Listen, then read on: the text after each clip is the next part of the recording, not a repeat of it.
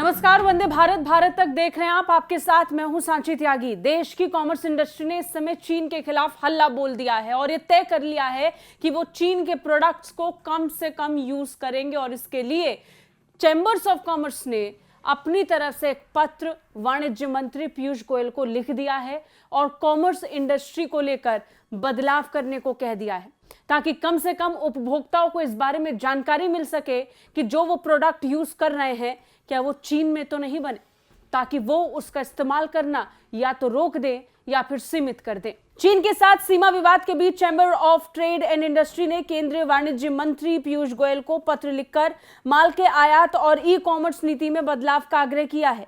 व्यापारियों के संगठन ने प्रत्येक वस्तु या प्रोडक्ट पर मूल देश का नाम लिखना अनिवार्य करने को कहा है। उनका कहना है कि इस कदम से उपभोक्ताओं को इस बात का पता चल पाएगा कि ये प्रोडक्ट चाइना से आया है या नहीं।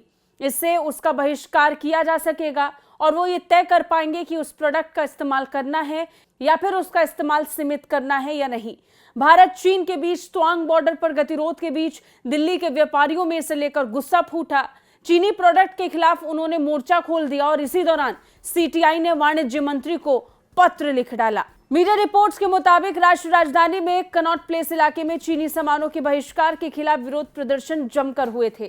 सीटीआई के चेयरमैन ब्रजेश गोयल ने इस बीच कहा कि आग्रह किया गया है पत्र लिखकर कि आयातित सामानों पर मूल देश लिखना अनिवार्य किया जाना चाहिए।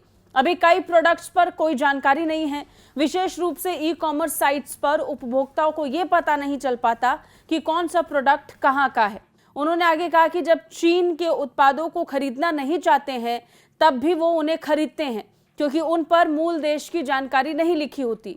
अगर इस बात को प्रोडक्ट पर लिख दिया जाएगा तो इसका बहिष्कार करना आसान होगा।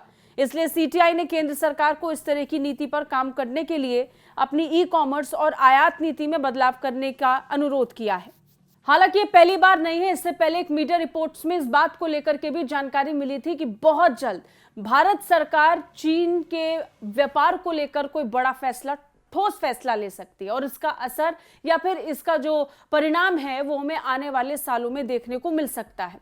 अगर पिछले एक साल को देखते हैं तो पिछले एक साल में भारत सरकार पहले ही ऐसे बहुत से ठोस कदम उठा चुकी है जिसमें चीनी सामान को प्रतिबंधित किया गया हो या फिर सीमित किया गया हो। हालांकि ये मार्जिन अभी भी बहुत ज्यादा है और इसे लेकर और भी ज्यादा कठोर फैसले लेने होंगे।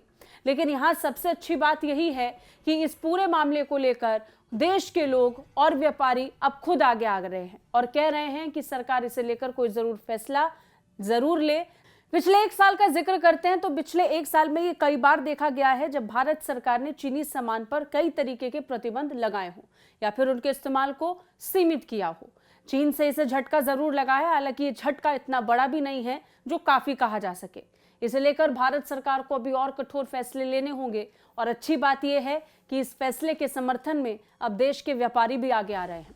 कैसी लगी ये रिपोर्ट कमेंट करके जरूर बताइए। बाकी रक्षा और विदेश मामलों से अपडेट रहने के लिए देखते रहिए भारत तक। जय हिंद।